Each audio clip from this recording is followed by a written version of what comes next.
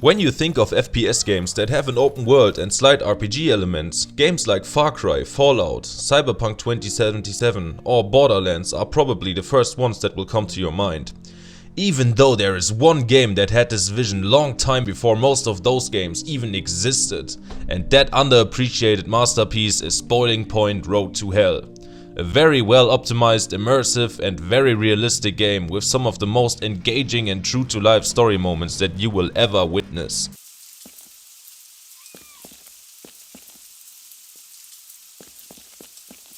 Oh yeah, right. Developed in 2005 by a Ukrainian team called Deep Shadows, this game is just an experience like no other that you must see for yourself to truly understand it.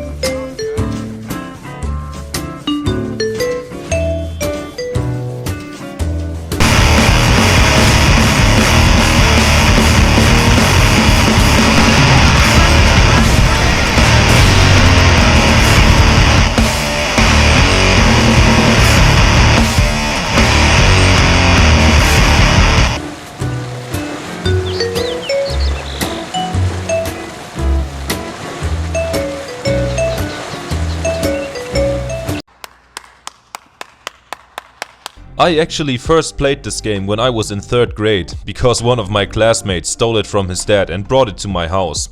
We instantly booted this bad boy up on my parents' computer and we were absolutely amazed and thought this was one of the coolest games ever.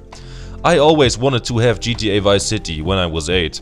But all I got was The Simpsons Hit and Run, because my parents took that little stamp in the corner of the box pretty damn seriously. So, a game with an open world where you can shoot people and drive cars was something very exciting for me. And it became my go-to game to satisfy my totally sane cravings for carnage that I had as a little kid. Now that I am a totally sane 24-year-old with cravings for carnage, who actually played through the whole thing, let's see if the game is actually as good as I remember, or if my nostalgia has played a nasty prank on me, shall we? Let's do this! The game takes place in the fictional country of Realia in South America, and you play a French ex-soldier called Saul Myers, who visits this corrupted shithole to find his daughter Lisa, who has been kidnapped. Yeah, where have I seen that before? I will look for you. I will find you. And I will kill you. Anyway, you arrive in the town of Puerto Sombra and you are instantly granted with the freedom to explore the whole map at your own pace. I mean, yeah, my daughter might be missing and stuff, but hey, you gotta take your time to acclimate with the new situation, you know? You just don't know if you will ever visit this place again, so why not make the most out of the time where I don't have to worry about being a role model for my daughter. Hot diggity dog! This place is magnificent! After I introduced myself to the locals and made a few new friends, I began my first quest. You know, Lisa was working as a reporter, so I went to the editor of the town's newspaper, who instantly demanded 3,000 pesos from me for his help. A bit cocky of him, sure, but I don't really have a choice here. I gave him the money and he told me that Lisa went missing after she interviewed gangster boss Don Pedro, who is logically the next person you're after, and you even get several ways to find him. You can either go to the local bar and throw some money at the bartender, or you can do a few jobs for the mafia to get your information. This is pretty much the basic gameplay loop of Boiling Point. Most of the time you will have multiple pathways to reach your goals, and it is up to you to find the one that suits your situation. You can bet your ass that people will demand money from you if you want them to help you. Even ordinary pedestrians will demand thousands of pesos from you just for telling you the license plate number of a car. Realia must be one of the most corrupted places in the world. It's a wonder that people don't want money for giving me the directions to the next hospital. There is also a civil war going on, you will frequently drive through firefights, and you can buy cocaine at every gas station. Yeah, it's basically what would happen if Frankfurt was a country.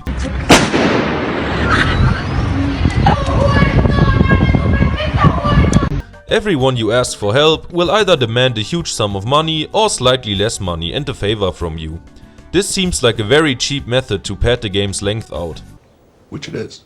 But it also helps to manifest this place as this corrupted third world country, which is completely consumed by capitalism. Why are you always asking for so much money for your services? Can't you help me out for being a good guy just this once? I'd like to, Myers, but I can't. Got to maintain my image, you know. Well, if you guess that you have to do a lot of side quests to earn the money you need to progress through the campaign, then you are absolutely right. This game has lots of side stuff to offer. Sometimes you just need to do basic stuff, like helping an old lady across the street or blackmailing drug dealers. But the big bucks will start to roll in if you join one of the game's many factions and do some dirty work for them. Just like in the Fallout games, it is up to you which faction you want to join, and if you want to be friends with one of them, you will automatically piss off a few others. There is the government, the guerrillas, the mafia, the civilians, the CIA, the bandits and the Indios. And if you join the government, for example, the guerrillas and the mafia will hate you and shoot you on sight. If you join the guerrillas, the government will hate you, and if you join the Indios, no one will care about you. But you also can't expect any money from them. I mean, look at them. Messing up your reputation with a faction is way easier than improving it, that's for sure. You just need to accidentally run over a random pedestrian and the civilians will instantly hate you. And the same thing applies to the other factions. So whenever I drive past a firefight, I need to be careful to only run over people that hate me anyways. There are a few ways to regain your reputation with a certain faction. But they mostly require you to donate money to them. Like a CEO who donates a bunch of money to charity after a scandal was revealed. We are deeply sorry. Sorry. You can logically only do missions for a faction if they don't hate you. So choose your path wisely, because there is no going back afterwards. Well, except loading an older save file, of course. Joining a faction is really easy in this game. You just go to the local tavern where a member of every important faction sits around and you start a conversation with one of them. Hello there. They will then send you over to their base, where you need to talk to the Comandante to start your first quest. These mostly require you to visit a base of an enemy faction to steal something or to assassinate someone, and this is the case for most of the quests you do for the main factions. The Mafia will pay you the best money. I'm gonna make him an offer he can't refuse. But you will ruin your government and your guerrilla relationship over time if you join them. The government and the guerrillas provide you with an average pay, but you will only piss off the other side if you join one of them. Your relations with the CIA, the bandits and the civilians are not that important. If the civilians hate you, you can't do quests for them. But believe me, you really don't want to anyways. They are very underpaid and very boring. But if you like doing things like driving a bus from point A to point B or doing repetitive fetch quests, then this is for you. The CIA and the bandits are almost non-existent. You occasionally encounter the CIA when they drive past you, but even if your reputation with them is rock bottom, they won't attack you. They are only useful for one side quest, where you have to get yourself an American passport. But you can also count on the Mafia, so don't bother. The bandits are only present in the 2 small towns on the map, and if you work for them, you will only harass the local civilians and the police. You will blackmail people and assassinate snitches, which sounds kind of cool, but it is also very underpaid, so I don't recommend it. It just feels like you're some random thug that does the dirty work, which you are. When I first played this game, I joined the government, because they control the entries to Puerto Sombra, and if they don't like you, you will be greeted by machine gun fire. But you will also massively screw up your guerrillas and mafia relations, and you will encounter these 2 folks quite often. So you should get used to not being the most popular kid in town. That's where you're going, fat ass! Now that I have learned that most governments suck ass anyway, I joined the guerrillas, and I had a pretty good time. I drove around the barriers of the government and I still managed to stay cool with the mafia. So if you ask me, the guerrillas or the mafia are the way to go. Throughout the main quest, you will often cross paths with each faction, and it can come in handy if you don't piss off all of them. There is this one mission where you have to infiltrate the mines to talk to a guy that has important info about the whereabouts of Lisa. But when you arrive at the mines, there is already a huge shootout happening between the Mafia and the guerrillas. On my first playthrough, this mission was a nightmare, because both the guerrillas and the Mafia hated me, so I had to fight my way all the way down the mines, and that was not easy. But this time I could just walk right past all the trouble because I was good with both factions, so this mission ended up being an absolute walk in the park. Literally. Moments like these really make me appreciate the system, and I don't think I have ever played a game that does this like Bowling Point. This game is very proud of its faction mechanic.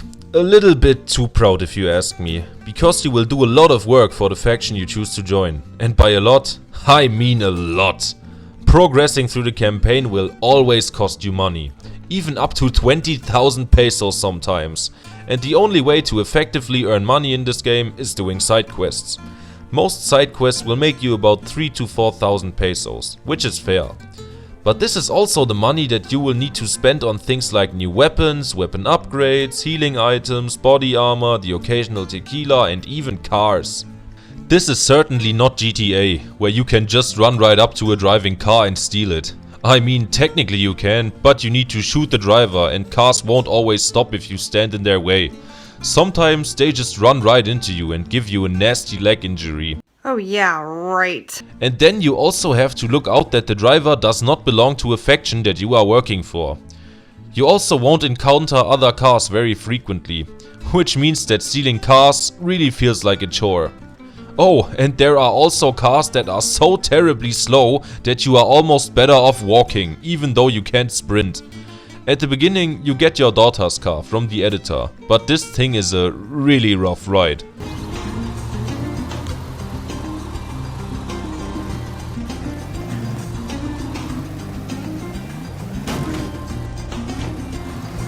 You even have to make sure that your car has gasoline and that it doesn't explode, which can happen quite fast. 3 guys with assault rifles are more than enough to destroy your car within a matter of seconds, and ramming into things will speed up this process even more.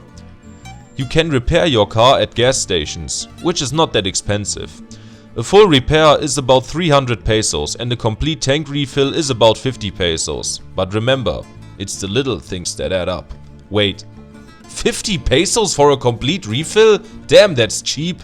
These are prices that we can only dream of nowadays.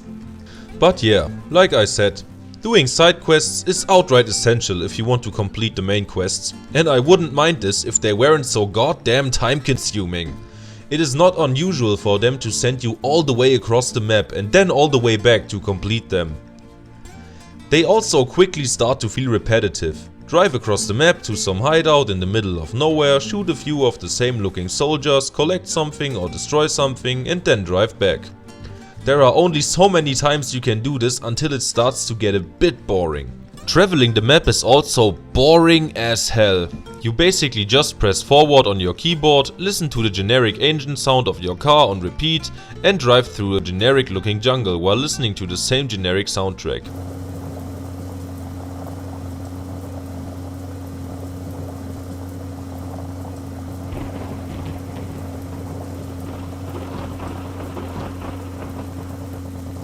This sucks. Yeah, it really sucks. There is no radio like in the GTA games or a regular changing environment, and the drives can also take a lot of time. You occasionally drive through firefights, but this is very annoying for me, because while driving through them you have to pray that no one will hit your tires, since you can get a flat tire very easily in this game. And then you have to get out of the car and replace it. But you can only do this if you have a tire in your trunk. And if you don't have a tire on you, I have a very effective trick for you. Park your car across the road and wait for another car to pass by. When it stops, go to the trunk, steal the spare tire and put it on your car. Stealing is not a thing in this game, so it won't harm any of your faction relationships. You can also buy new tires at gas stations, but don't do that. You will just waste money, and you have a lot of more important stuff to spend your money on, right? I'll have a shot of vodka to pep me up. Like my friend always says, if you don't have a drink in the morning, it's a day wasted. Of course, he's dead now. I even kept track of the exact amount of money I had to spend throughout the campaign, and at the end it was a stunning 100,000 pesos. You get about 3,500 pesos for every side quest, so that's about 30 side quests just to be able to pay for the main storyline. Oh, no. And I didn't even consider all my other expenses like ammo, weapons and healing items. I swear to God, if this was a modern game, you could spend real money on the in-game currency to prevent yourself from grinding side quests all day. But it's not. So you just have to suck it up and do lots of the most generic and time-consuming side quests imaginable to progress through the campaign. In Germany, we have a saying called "In der Kürze liegt die Würze", which basically means don't waste my fucking time with your grindy, stretched out gameplay loop. But psst, there is a very efficient way for you to play through the campaign without ever having to do a single side quest. You know, you just go to this arms dealer, open up the shop menu, take a few RPGs, drag them out of the shop window, press escape, put them in your inventory, and then you just sell these suckers right back to him. Do that a couple of times and bam, you're a rich boy. Yes! Hell yeah!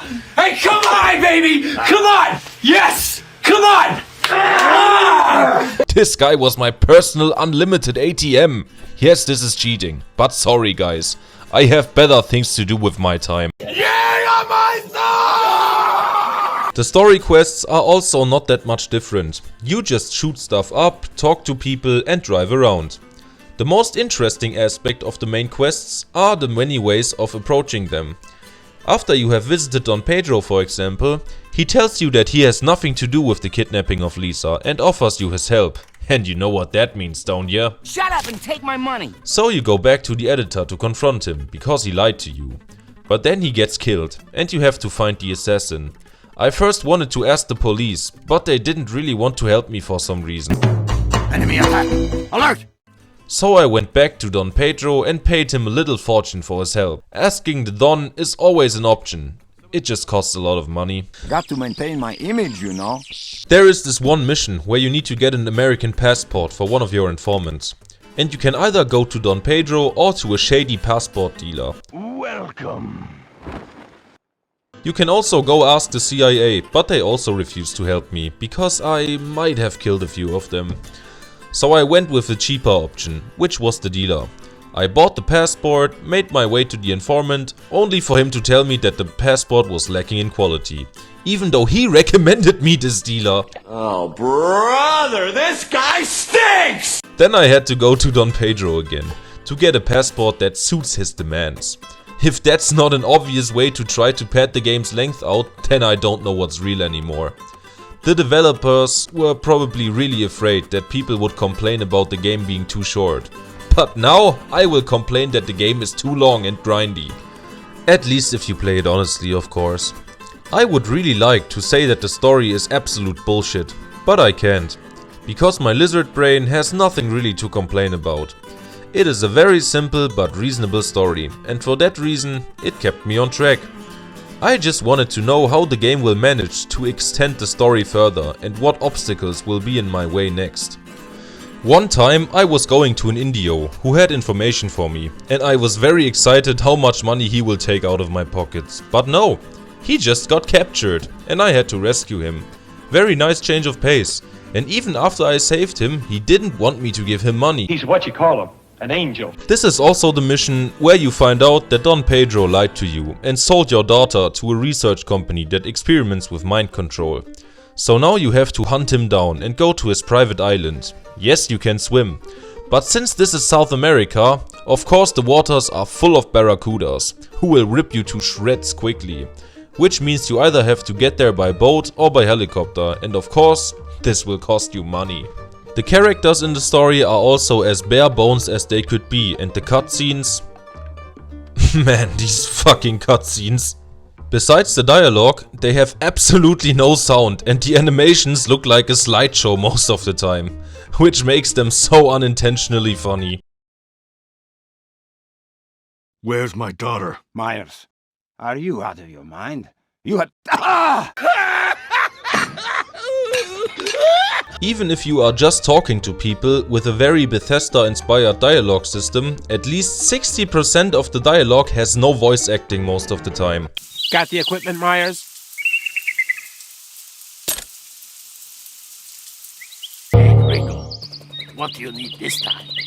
Weapons or something to give you the physical edge?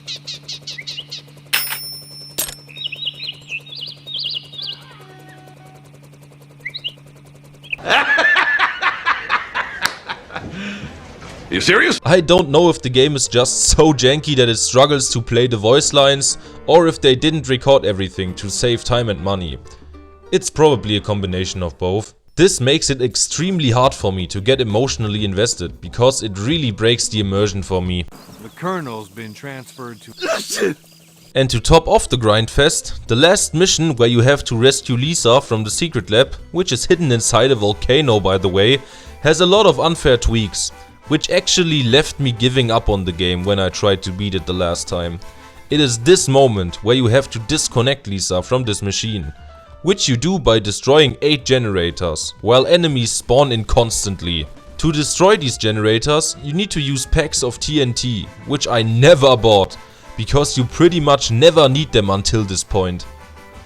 If you don't have the TNT on you, you can take rocket launchers from this armory, but this will either slow you down dramatically or you have to keep going back and forth, which is both annoying.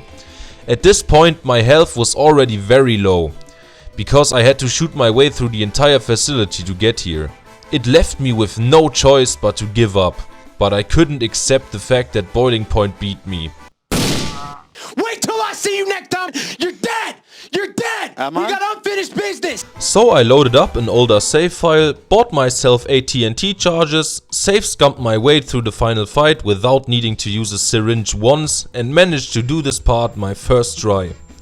After that, me and Lisa flew away into the sunset. The game was done and I enjoyed the awesome score that played during the credits. From the north to the south, from Cologne to the Boiling Point, from the east to the west, take care what's happening with your own. The map of this game is also an aspect of the game that is difficult for me.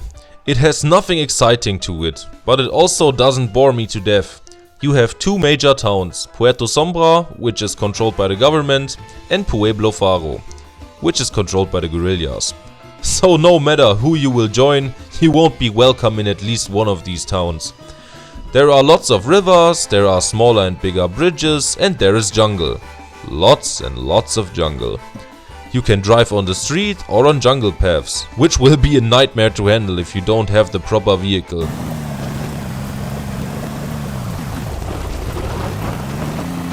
When traveling through the jungle, it occasionally happens that an enemy faction will ambush you by cutting down a tree to block your path and then attack you. This really caught me off guard sometimes, because I have never seen this before. It is a very nice way to keep you on edge a bit, and a hell of a lot better than those occasionally gunfights you will drive through when traveling on the road. You can also be attacked by snakes and tigers, which doesn't happen too often, but hey, there must be some wildlife that wants to kill you, right? And check this out. There's an alligator right underneath me. Hopefully I don't fall. That wouldn't be good. The only things outside of the towns that really serve as a distraction from your long journeys are the gas stations and these little markets. At gas stations you can fill up your tank and repair your car. But you can also buy some beer, and nothing else apparently. There is also always this strange ladder that you can climb down, which leads you to an arms dealer that can sell you guns and drugs. I'm sure the police will never think about going down this ladder when investigating black market activities. You can also buy yourself some fruits, ammo and even cars at these little markets. But the cars are always slow as hell and the tank is very empty. But hey, at least they are cheap. Other than that, there are a few mountains, couple of tunnels, and that is pretty much it. But it still manages to feel like an organic and lived-in place.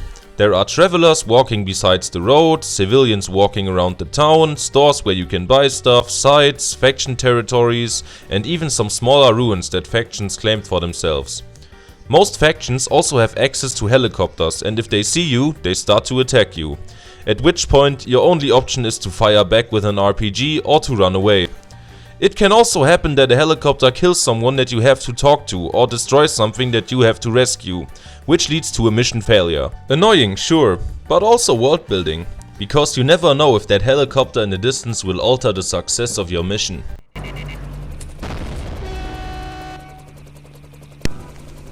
Now let's talk about the elephant in the room, the gameplay. This is the part that is actually the most difficult for me, because I can't really describe my feelings for it. Just by looking at this game, you probably think that it is janky and a bit unprecise, and what should I say? It definitely is.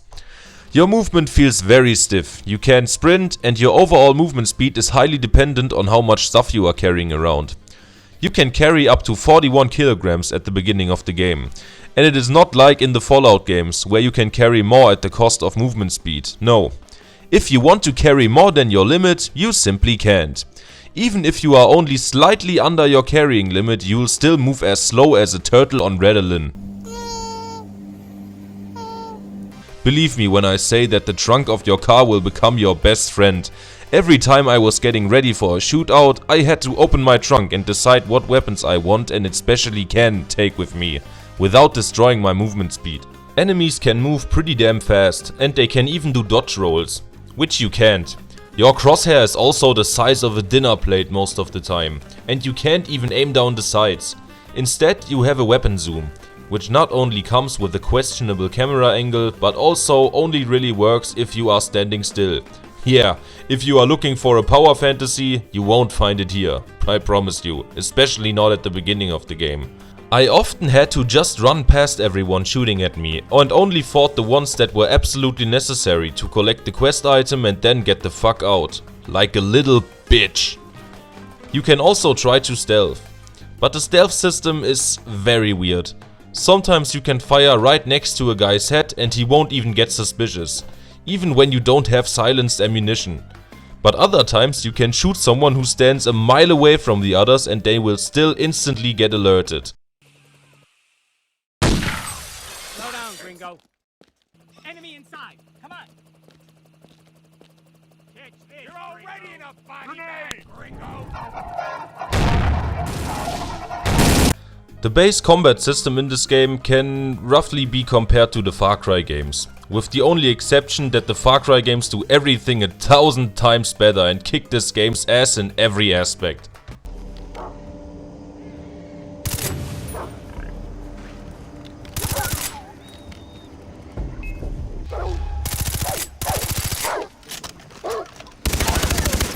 Even story-wise, this game could be a Ubisoft game, because it has the character motivation because of a dead or missing family member trope going for it. You know, just like Far Cry 3, Far Cry 4, Watch Dogs, Assassin's Creed 2, Assassin's Creed Odyssey. Are there even other Ubisoft franchises?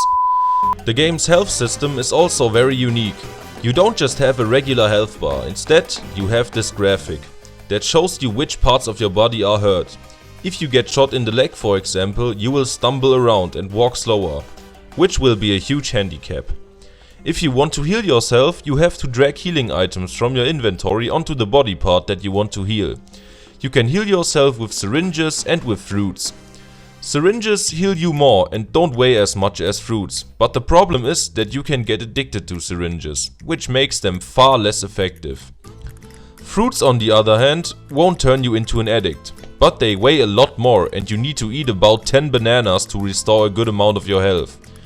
You can even get coconuts from palm trees, which is a nice touch.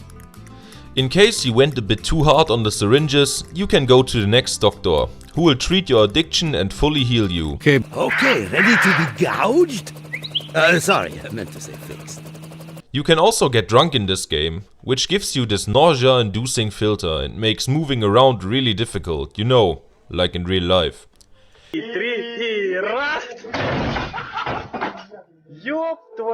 There are also drugs in form of adrenaline, but I have yet to find out what they even do.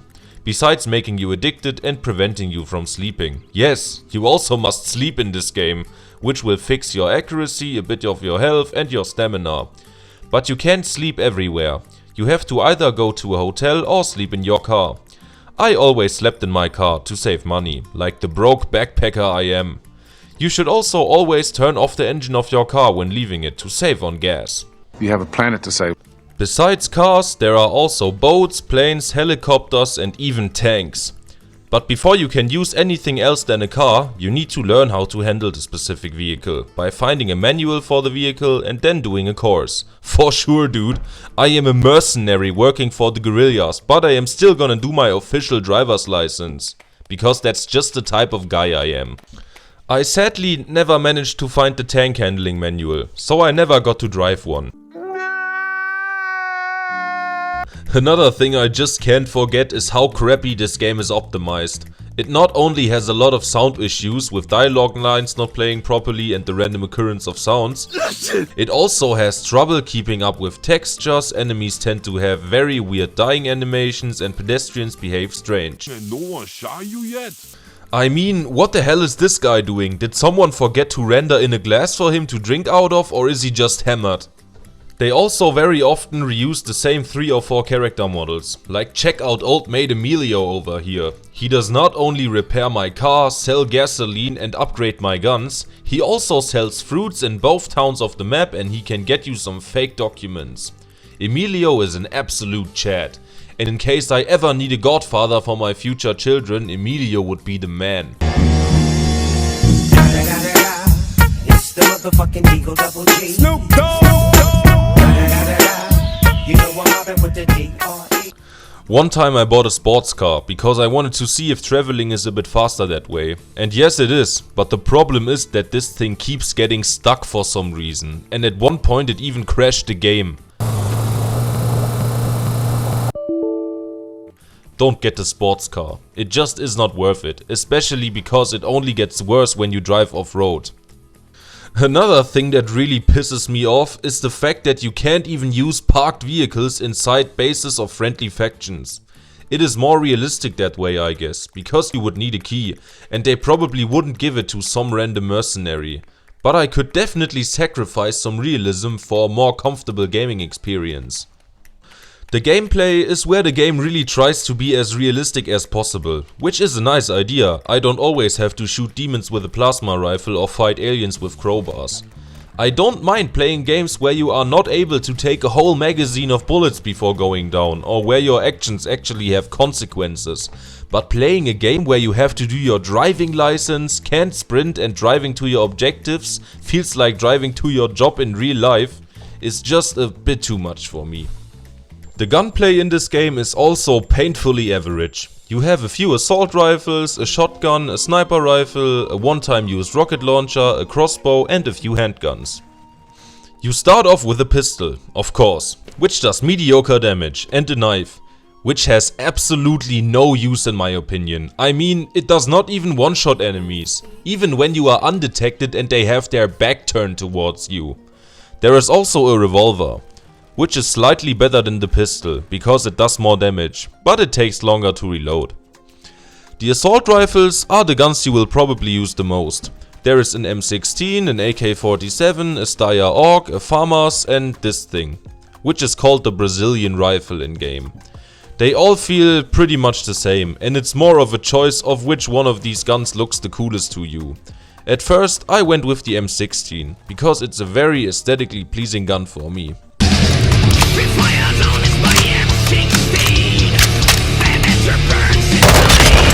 That's good shit. After I unlocked more guns, I switched to the AUG, because this thing has one quality that makes it the superior assault rifle. It has a fucking scope! Wow! Finally I could aim with actual precision, which really improved the gunplay for me.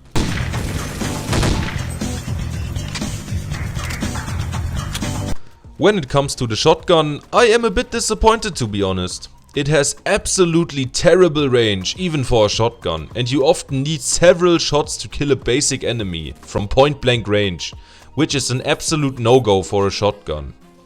So I didn't really use it that much. My disappointment is immeasurable. and my day is ruined. The sniper rifle is honestly the best gun of the entire game, because it allows you to hang back and take out enemies from a distance where it is almost impossible for them to hit you. It really helps to balance out the combat, because your enemies might have better movement than you, but with the sniper rifle you at least have better range than them. I also never encountered an opponent who used a sniper rifle, so I suggest you better use the hell out of this thing.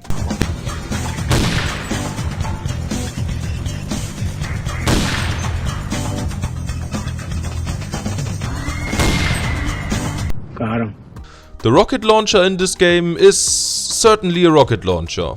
It is very useful to destroy vehicles. It weighs a lot and it is done after one shot. Which means that if you want to shoot multiple times, you will have to buy multiple rocket launchers. And this will slow you down to a crawl. I ended up not really using the rocket launcher, because it is just not that useful for regular combat situations and too expensive. Which wasn't that big of an issue for me, but I'm just saying.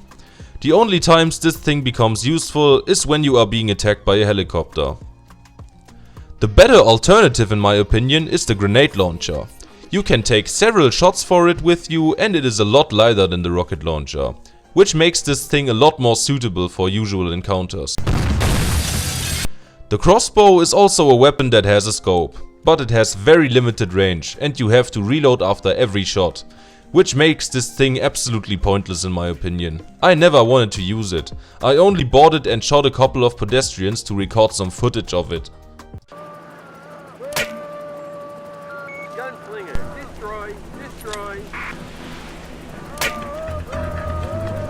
That's so lame.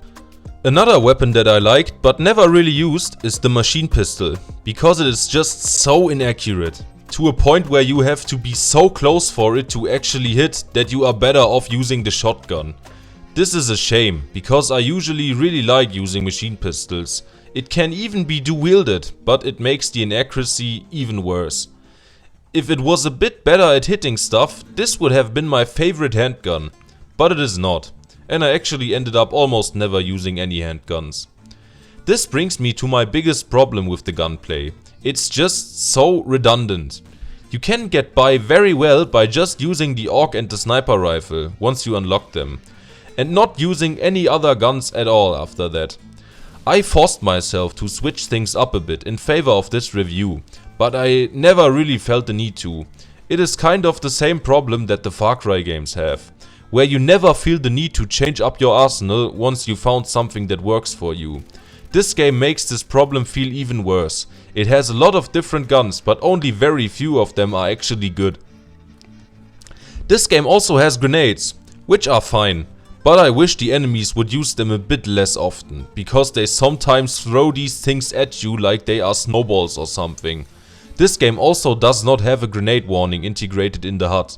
Instead, they are just comically large, so you recognize them. The only other throwable in the game is this jar of strawberry jam, which I actually prefer over the grenades. If you throw this thing at an enemy, it will attract bees that will damage them. It is a very funny and creative weapon, and the fact that I prefer a jar of strawberry jam over an actual grenade should speak volumes about the grenades in this game. All guns can also be upgraded by buying weapon upgrades for any stat you want from an arms dealer and then mounting them onto your gun. You can either do it yourself or let Emilio do it, which I always did, because if you do it yourself there is an actual chance that you will mess up, and Emilio won't even charge you money. Just let Emilio do it, he knows what he's doing. Alright, I think I have been talking about this little shovelware game that no one cares about long enough. So let's conclude. This is actually the hardest part for me, because I could easily rip this game to shreds and say that it's the absolute worst piece of shit I have ever played. But you know, the thing is that I love it. What? What the fuck? This game is an absolute journey, and it was always very exciting for me to see what kind of jank I will encounter when I booted this game up. It is also very inviting for multiple playthroughs, because you can always choose to join a different faction and further explore the map. I, for example, still want to find the tank manual, One person's experience of playing this game is gonna be so different to someone else's, and I love games like this. I also really appreciate the setting of this game, because South America is an interesting place and it should be used more often for these kinds of games. We never had a Far Cry game that played in South America, and the last game I remember that made use of this setting is Max Payne 3. The gameplay is also far from perfect, but I somehow still had fun with it and could not stop playing, maybe also because I sped the game up a bit. Sometimes you just want to shoot something, and Boiling Point definitely gave me that, but also nothing more really. I still can't deny the fact that this game will probably be bad for most people, and I would not judge anyone who says that this game sucks, because it's true. But just because something is bad does not mean it's bad. What you just said is one of the most insanely idiotic things I have ever heard. This is still a very unique game, and there really is nothing quite like it. You must play it for yourself to truly understand it. Yes, I know this game is a buggy, poorly optimized mess, but I still enjoyed myself while playing it. So I really don't want to say that it's good, but I also really don't want to say that it's bad. And you could definitely ask yourself why you should play this if you could just play Far Cry or Fallout, and this is a valid question. In the end, I can't do more than recommend you check it out and make up your own mind about this game. You can get a copy of it for very little money, and it was even added to the Steam library recently. So yeah, it is easier than ever before to play this game nowadays, so I think you should try it out.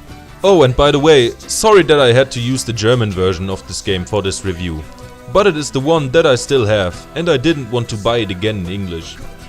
There is even an unofficial second game called Xenos 2 White Gold. It is the second game because you still play as a guy named Saul Myers, even though they don't look similar at all. Who the fuck is that guy? Who the fuck is that? It also uses a lot of mechanics, sounds and animations from Boiling Point, and it actually fixes a lot of the stuff that annoyed me while playing this game. For example, you can sprint now, you can use iron sights, and it is now easier to steal vehicles, just to name a few. If you don't mind, I might do a follow-up review on this one, to see if it really gives the Boiling Point formula the kind of polish it deserves. So thank you very much for sticking around for this unknown gem until the end, and I will see you next time. Peace out.